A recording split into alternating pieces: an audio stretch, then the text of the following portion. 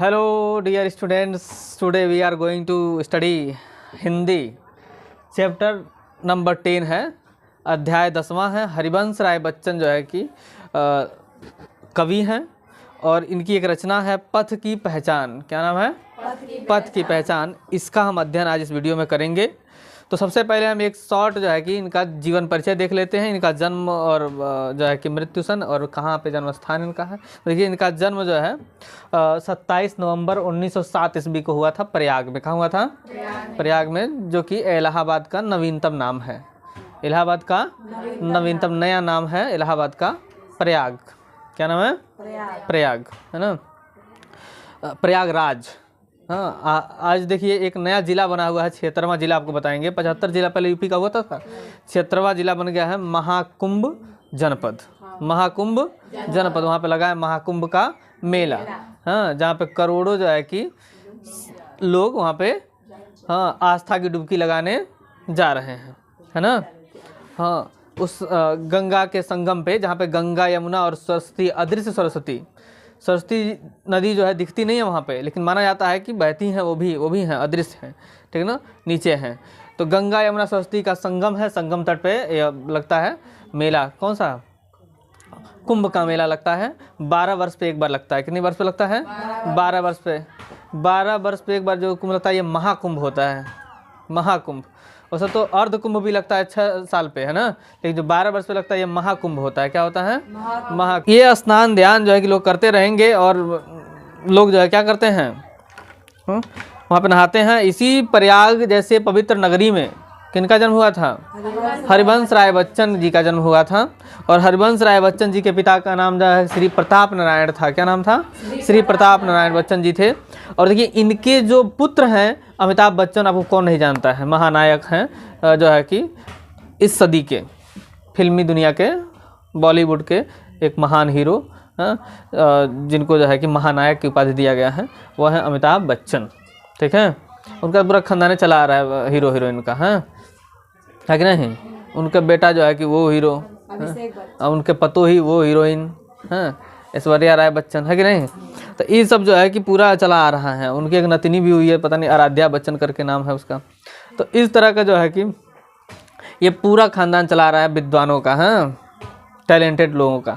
तो उसी में से एक ये थे, कौन? हरिवंश राय बच्चन जी। ये महान विद्वान थे। अंग्रेजी साहित्य से पीएचडी किए थे। अंग्रेजी साहित्य से क्या किए थे? पीएचडी किए थे। और इनका जो है कि ज़्यादातर लेखन रचना काव्य में इनका प्रतिभा है। मधुशाला, मधुबाला, मधुकलश, निशा निमंत्रण, इनकी जो है कि रचनाएं हैं। वही हालावाद के प्रवर्तक कहे जाते हैं। हालावाद के प्रवर्तक कहे जाते हैं। तो इनकी जो है कि ये रचनाएं हैं मधुशाला, मधुबाला, मधुकलश, निशा निमंत्रण, ये प्रमुख रचनाएं हैं। और भी बहुत सारी इनकी रचनाएं हैं। और देखेंगे जो है कि इनका निधन की बात करिएगा, देखिएगा 18 जनवरी 2003 को इनका निधन हो गया था। भाषा शैली जो है कि इनका क्या है? सरल है। मुक्तक शैली में इनकी रचनाएं होती हैं। भाषा सरल है, मधुर है ना। अब हम बात करते हैं जो है कि इनके रचना पथ की पहचान की। पथ की पहचान जो कि आपके क्लास 9th में संकलित है। क्लास 9th में संकलित है, चैप्टर नंबर 10। चैप्टर नंबर कौन सा बच्चे? 10 है। आप लोग जो है कि किताब अपने सामने खोल लीजिए, फिर इस वीडियो को देखिए और किताब में देखिए, ठीक है ना। तो आपको जो है कि ज़्यादा समझ में आएगा। उसकी व्याख्या हम पढ़ा रहे हैं। क्या पढ़ा रहे हैं? व्याख्या। संदर्भ प्रसंग आपको लिखना आता ही है।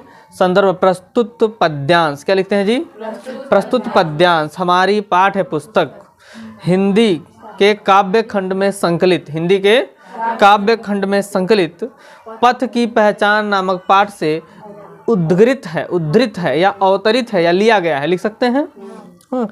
इसके रचयिता, यहाँ पे क्या लिखते हैं? रचयिता। इसके रचयिता हरिवंश राय बच्चन जी हैं। ठीक है। अब देखिए, अब हम इस कविता को, काव्य को पढ़ के इसका व्याख्या कर रहे हैं। आप लोग ध्यान से सुने, किताब में भी देखिए अपने।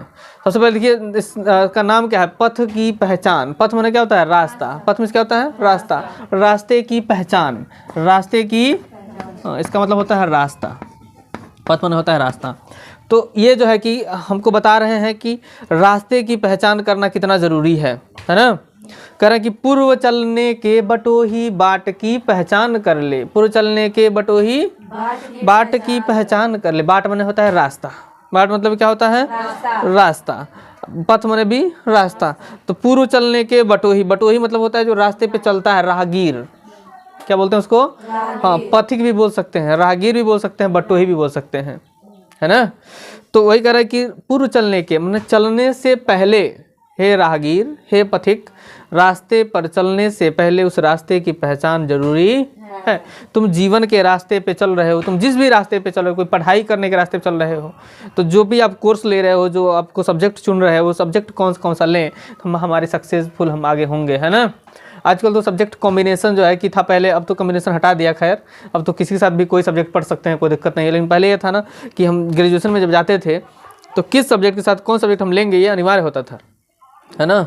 अभी तो अनिवार्यता हटा दी गई है, अब तो तुमको जो मन करे उसके साथ वो सब्जेक्ट लेकर पढ़ सकते हो, नई शिक्षा नीति के अनुसार, है ना। तो पूर्व चलने के बटोही, तो कहना कि रास्ते पर चलने से पहले रास्ते की पहचान जरूरी है ना।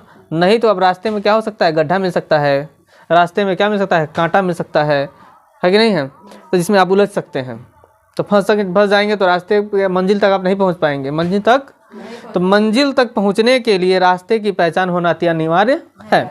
देखिए कह रहा है कि पुस्तकों में है नहीं छापी गई इसकी कहानी, पुस्तकों में है नहीं छापी गई इसकी कहानी, मतलब इसकी कहानी, इस रास्ते की कहानी पुस्तक में नहीं छपी है, किसी किताब में नहीं छपी है कि आप पढ़ के जान लेंगे रास्ता कहाँ जा रहा है ना। ये अनुभव से मिलता है, एक्सपीरियंस से मिलता है। कैसे मिलता है? अनुभव। हाँ, तो हाल इसका ज्ञात होता है न औरों की जबानी, और ऐसा भी नहीं है कि कोई बता दिया किसी दूसरे के जबान से, हम सुन लिए और हम जान गए, इसका व्याख्या कर लिए कि हाँ ये देखो कोई भाषा बनाया, व्याख्या कर दिया, देखो ऐसे चलो ऐसे पहुंच जाओगे, ये करो ऐसे पहुंच जाओगे, यहाँ पहुंच जाओगे, ठीक है ना, टॉप रैंक पे पहुंच जाओगे, प्रधानमंत्री बन जाओगे, मुख्यमंत्री बन जाओगे, हाँ मिनिस्टर बन जाओगे, या कोई बड़े अधिकारी बन जाओगे, डीएम एसडीएम बन जाओगे, है कि नहीं, आईजी डीआईजी बन जाओगे। तो इस तरह का जो है कि आपको क्या बताया जाएगा, कोई ऐसा नहीं है कि आके बता देगा आप बन जाएंगे, ऐसा नहीं है, आपको उस पर चलना पड़ेगा। क्या करना पड़ेगा? ये कह रहे हैं अनगिनत राही गए इस राह से उनका पता क्या, करेंगे इस रास्ते से अनगिनत राही चले गए, ज्ञात नहीं कितने राहगीर इस रास्ते से गुजरे हैं, लेकिन किसी का कोई पता नहीं चलता है, किसका चलता है। पर गए कुछ लोग इस पर छोड़ पैरों की निशानी, लेकिन उसी में से एक आध दो ऐसे भी व्यक्ति हुए जो अपने पैरों की निशानी छोड़ करके इस रास्ते से गुजर गए, निकल गए, है कि नहीं है। देखिए स्वतंत्रता की लड़ाई में हजारों लोग मरे, लाखों लोग मरे एक तरह से कह दीजिए तो, ठीक ना, लेकिन नाम सुभाष चंद्र बोस का लिया जाता है, नाम चंद्रशेखर आज़ाद का लिया जाता है, नाम भगत सिंह का लिया जाता है, नाम सुखदेव राजगुरु का लिया जाता है कि नहीं है। तो ऐसे अशफाक उल्लाह खां का लिया जाता है, बीर अब्दुल हमीद का लिया जाता है। तो ऐसे लोगों का नाम लिया जाता है जो भारत के लिए कुर्बान कर लिए, लेकिन कुर्बान तो बहुत लोग करते हैं, है कि नहीं है। लेकिन क्या है कि कुछ विशेष कर जाते हैं, कुछ अलग कर जाते हैं, जो हाँ अपनी वो नहीं देखते हैं कि हमारा ये रूल है, ये नियम है, इसके हिसाब से हम क्या करेंगे, हम उसी रास्ते पे चलेंगे जो हमारे लिए बना दिया गया है ना। वो लीक एक पकड़ के नहीं कहते हैं, लीक लीक लीक लीक तीन ही चलें, कायर कूत कपूत, कायर कूत कपूत, लीक लीक तीन ही चलें, कायर कूत कपूत। कायर जो होता है व्यक्ति वो कुत्ता है ना, कपूत माने जो कुपुत्र होता है, बुरा बेटा होता है अपने माता पिता का, वो लीक पे चलता है, माने कि एक रास्ता जो बना दिया गया, बता दिया गया है, पूर्वज ने दादा का सरसों लदिया, भोजपुरी हम लोग कहता है, तो अब दादा लाते हैं सरसों तो हम वो कमाओ करेंगे, ऐसा नहीं करना है ना। ऐसा कौन करता है? कायर लोग करता है। कौन लोग करता है? लीक छाड़ी तीन ही चले, सायर सिंह सपूत। जो सायर होता है, सिंह होता है और सपूत होता है, वह लीक छोड़ कर चलता है, रास्ता अपना खुद बनाता है, और जो अपना रास्ता खुद बनाता है नाम उसी का होता है। जो बने बनाए रास्ते पे चलता है उसका कोई नाम नहीं होता है। कहने का मतलब यही है यहाँ पर, समझ रहे बात को। तो यह निशानी मूक होकर भी बहुत कुछ बोलती है, खोल इसका अर्थ पंथी पंथ का अनुमान कर ले। हे राहगीर, हे पंथी, इसका तुम क्या करो, इसका अर्थ खोलो, भेद खोलो, है ना। अर्थ में भेद यहाँ पे मतलब है, इसका भेद खोलो, इस रास्ते का भेद क्या है, कैसे लोग यहाँ पहुँचते हैं, कैसे लोग नाम कर जाते हैं, ठीक ना, कैसे लोग अमर हो जाते हैं, कैसे लोग क्या होते हैं, अमर हो जाते हैं। तो रास्ते की जो लीक वाली जो बात है ना, उसको छोड़ के आप चलो, क्या करो, छोड़ कर चलो, हाँ। और देखिए यह वो कह रहा है कि मूक होकर भी बहुत कुछ बोलती है निशानी जो है। हाँ, मूक है वैसे तो, शांत है, गूंगी है, उसमें बोलने की शक्ति नहीं है, लेकिन फिर भी बहुत कुछ बोलती है। जैसे पत्र होता है कि नहीं है। पत्र क्या होता है, उसमें मुख नहीं होता है लेकिन बोलता बहुत कुछ है, पत्र है कि नहीं है। उसी तरह से ये निशानी भी होती है। तो कह रहा है कि पूर्व चलने के बटोही बाट की पहचान कर ले।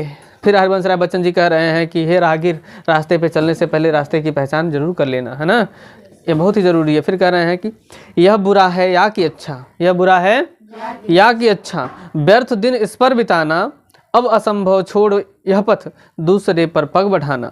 कह रहे हैं कि अब इसमें ना पड़े रहोगे ये बुरा है, ये अच्छा है, ये भला है, ये बुरा है, इसमें पड़े रहोगे ना तो इसमें तुम्हारा केवल बेकार में दिन बीतता रहेगा, है ना, तुम आगे की तरफ उन्नति नहीं कर पाओगे। तो इसको छोड़ दो, यह अब असंभव छोड़ यह पथ, दूसरे पर पग बढ़ाना। और जब तुम इसमें ज़्यादा दिन बिता दोगे ना तो फिर तुम्हारे लिए असंभव हो जाएगा कि इसको छोड़ करके दूसरा रास्ता अपना लो। समझ रहे बात को। तो ज़्यादा समय असमंजस में नहीं बिताना चाहिए, जो करना है क्लियर कर लीजिए, पहले अपना गोल तय कर लीजिए, अपना लक्ष्य पहले ही बना लीजिए, है ना, कि हमें आगे ये पढ़ाई करनी है, हमें आगे ये पद पाना है, हमें आगे यह काम करना है। पहले ही अगर आप 9th 10th में अगर आप अपना गोल तय कर लेते हैं, लक्ष्य बना लेते हैं, तो आगे चल करके आप जल्दी ही शीघ्रता से मंजिल पर, लक्ष्य पर पहुंच जाएंगे। जो अपना लक्ष्य जो है कि निर्धारित नहीं कर पाते हैं, समझ रहे हैं ना, तो आप लोग क्या करेंगे, हाँ, डोलते रहेंगे, समझ रहे हैं, डोलते रहेंगे। हाँ, लक्ष्यहीन लोग जो है कि सफलता जल्दी नहीं पाते हैं, ध्यान रखिए इस बात को। सफलता वही पाता है जिसका लक्ष्य निश्चित होता है, ठीक है। हाँ, और ये भी जरूरी नहीं है कि सफलता के रास्ते में असफलता नहीं मिलता है, सफलता के रास्ते में असफलता भी मिलता है ना।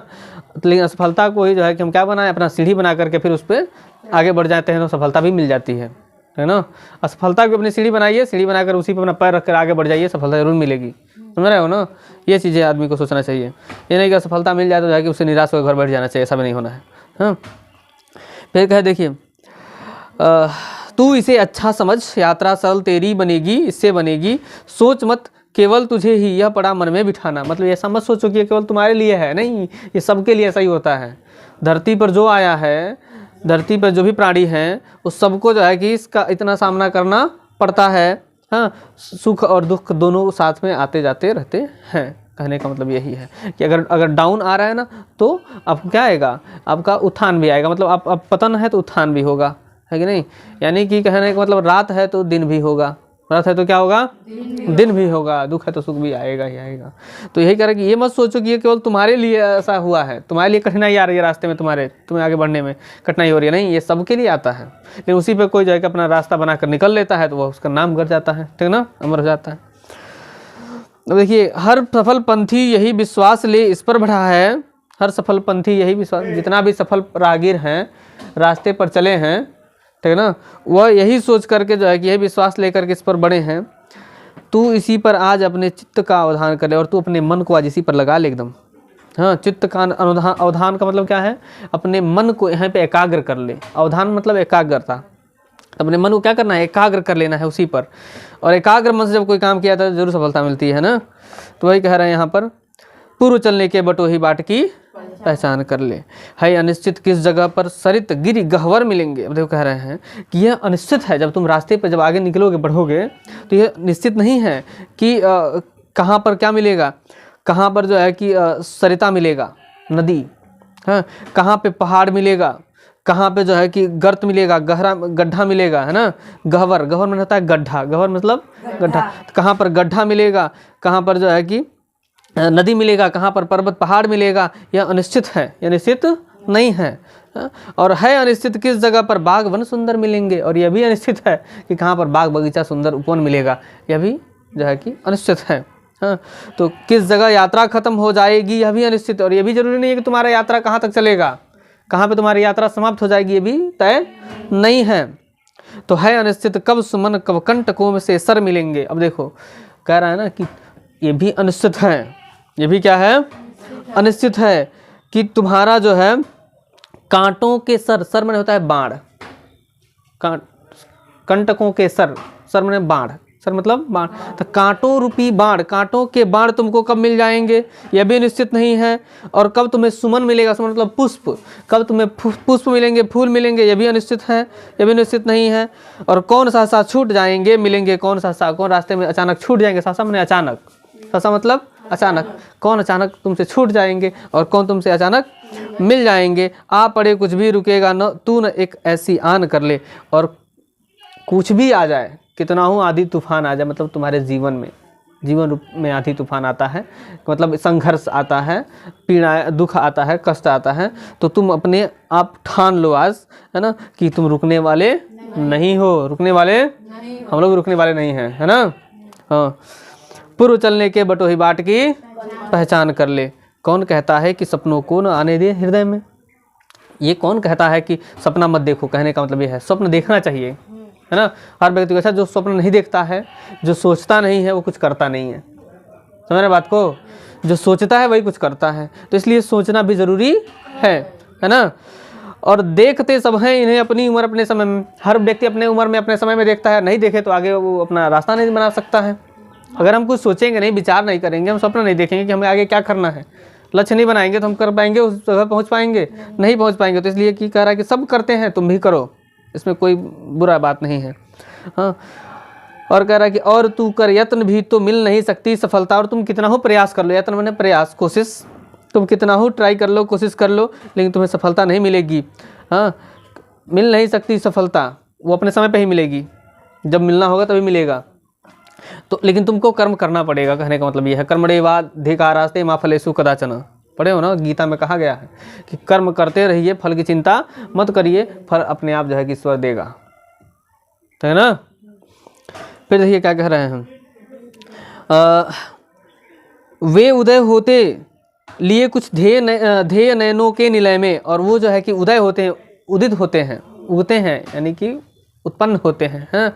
कुछ ध्येय मतलब लक्ष्य, ध्येय मतलब लक्ष्य, कुछ ध्येय लेकर के नयनों के निलय में, नयनों के निलय में, निलय माने नीड़, निलय मतलब नीड़, नहीं आँखों, नीड़ माने घोंसला, नीड़ मतलब घोंसला, निलय आँखों का जो घोंसला है ना, यानी आँखों में जो, आँखों का जो घर है ना, उस घर में, आँखों की जो घर है, उस आँखों के घर में आपका बहुत सारा जो है क्या करके ले करके बातें जो है उसका उदय होता है, निकलता है।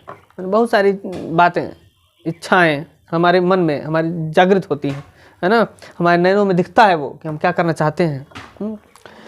और ये कह रहा है कि किंतु जग के पंथ पर यदि स्वप्न दो तो सत्य दो सौ। लेकिन अगर देखो, अगर रास्ते के, संसार के रास्ते पर अगर तुम चल रहे हो, तो अगर तुम्हारे पास अगर दो स्वप्न भी देख रहे हो ना, कुछ सपने भी देख रहे हो, तो उसमें सत्यता भी होनी चाहिए। 100 मतलब सपने में सच्चाई होनी चाहिए, कहने का मतलब ये है। ऐसा नहीं होना कि केवल सपने ही देख रहे हैं, सपने में जी रहे हैं, तो ऐसा कुछ होने वाला नहीं है, है ना। सत्यता भी होनी चाहिए सपना में, केवल सपना नहीं होना चाहिए, केवल सपना नहीं होना चाहिए, सपने में सच्चाई भी होनी चाहिए, है कि नहीं। हाँ, पूर्व चलने की बटोही बाट की पहचान कर ले। चलिए एक पैराग्राफ और बचा हुआ है, इसको भी समाप्त कर देते हैं। स्वप्न आता स्वर्ग का दृग कोर को में दीप्ति आती। और कह रहा है कि स्वप्न आता स्वर्ग का, मतलब अब देखिए आपके क्या है, स्वप्न आप देख रहे हैं, किसका स्वप्न देख रहे हैं? स्वर्ग का। स्वर्ग मतलब क्या है कि आप सफलता का सपना देख रहे हैं, आपको आगे बढ़ने की सपना देख रहे हैं कि बहुत आगे बढ़ चुके हैं, ये है, हाँ हमारे पास बंगला है, गाड़ी है, रुपया है, पैसा है, धन है, दौलत है, नौकर है, चाकर है, देखते हैं ना, बहुत सारा सपना देख लेते हैं। और कोरकों में दीप्ति आती। और कह रहा है कि कोरकों में क्या रही है? दृग कोरकों, दृग माने आँखों के कोनों में चमक उठती है, माने आँखें चमक उठती है, आँखें प्रकाशित हो सकती है, मतलब खुशी से। किससे? खुशी से। पंख लग जाते पगों को, और पैरों में क्या लग जाते हैं? पंख लग जाते हैं, और आप उड़ रहे हैं। ललकती उन्मुक्त छाती। और देखिए क्या हो रहा है, आपकी उत्साहित होती है। ललकना मन होता है उत्साहित होना, उन्मुक्त माने उठा हुआ, हाँ खुला हुआ। आपका जो सीना है वो गर्व से एकदम गर्वित होते हैं, वाह मैं तो क्या किया हूँ, मैं सारा कुछ पा लिया हूँ। आप इसका सपना देख रहे हैं, क्या कर रहे हैं? सपना देख रहे हैं। लेकिन क्या होता है तभी? पाँव का दिल चीर देता रक्त की 2 बूंद गिरती। हैं, रास्ते का एक कांटा पाँव का दिल चीर देता, तब तक क्या होता है? कोई आगे धीरे से ढकेल देता है, जगा देता है। तो नींद से जब खुलते हैं तो लगता है कि फिर तो बिस्तर में पड़े हैं, वही टूटी फुटाई चारपाई है, पर सोए थे, है कि नहीं है। और सपना तो बड़ी बड़ी देख रहे थे, लेकिन सपने में सच्चाई नहीं थी, है ना। मेहनत उस तरह का नहीं था, समझ रहे हैं ना। तो उस तरह का मेहनत अगर होता तो जरूर सफलता मिलती। और कह रहा कि पाँव का दिल चीर देता रक्त की 2 बूंद गिरती। और तब तक जो है कि एक कांटा आके लग जाता आपके पाँव में, और आपका जो है कि सारा सपना चूर चूर हो जाता। हाँ, और रक्त की 2 बूंद गिरती एक दुनिया डूब जाती है। और जो आपने विचार किया था, जो सोचा था, जो देखा था, वो सब वहीं पे चौपट हो गया। मतलब एक थोड़ी सी कठिनाई क्या आई, परेशानी क्या आया, आप निराश होकर घर में बैठ गए, कहने का मतलब यही है। कांटे से मतलब क्या है, कांटा चुभा मतलब निराशा आया, एक असफलता आई, और उस असफलता के आने के वजह से आप क्या हो गए, आपका पूरा एकदम दिल उदास हो गया। आप कहेंगे अब दुनिया में कुछ है नहीं भाई, चलो अब इस संसार से विदा ले लेते हैं। वो खुद कई लोग आत्महत्या कर लेते हैं, सुसाइड कर लेते हैं, है ना, होता कि नहीं होता है। एक असफलता पा जाने से इतने निराश हो जाते हैं कि अपने आज जीवन को समाप्त करने की भी सोच लेते हैं। तो ऐसे लोगों के लिए कहा जा रहा है कि पाँव, अगर आँख में हो स्वर्ग लेकिन पाँव पृथ्वी पर टिके हों, कि अगर आँखों में स्वर्ग है ना, स्वर्ग का अगर सपना देख रहे हो तो धरती पर आपका पाँव भी टिका होना चाहिए। कि अगर स्वर्ग से गिर रहे हो ना तो कम से कम, मतलब कहने का मतलब ये कुछ स्थिरता होनी चाहिए, ठीक है ना, कुछ स्थिरता होनी चाहिए। कंटकों की इस अनोखी सीख की सम्मान कर ले। और ये जो कांटे जो हमारे अनोखा सीख दे रहे हैं, ये जो असफलताएं हमें जो अनोखा सीख दे रही हैं, हर असफलता कुछ ना कुछ सीख दे के जाता है ना। जब हम असफल होते हैं तो कुछ सीखते हैं उससे, और सीखना भी चाहिए, है ना। तो सीखते हैं और सीख करके हम क्या करें, उसका सम्मान भी करना चाहिए। अब पूर्व चलने के बटोही बाट की पहचान कर ले। रास्ते पे चलने से पहले रास्ते की पहचान करना बहुत ही ज़रूरी है ना। यह थे कौन, हालावाद के प्रवर्तक कवि हरिवंश राय बच्चन जी का कविता था और उसका व्याख्या था, ठीक है। बाकी आप लोग व्याख्या करके लाइए, कुछ खास जो है इसमें पैराग्राफ हैं। कौन सा आप लेकर आएंगे व्याख्या करके, 5वां कब करके लाएंगे, ओके। जाइए।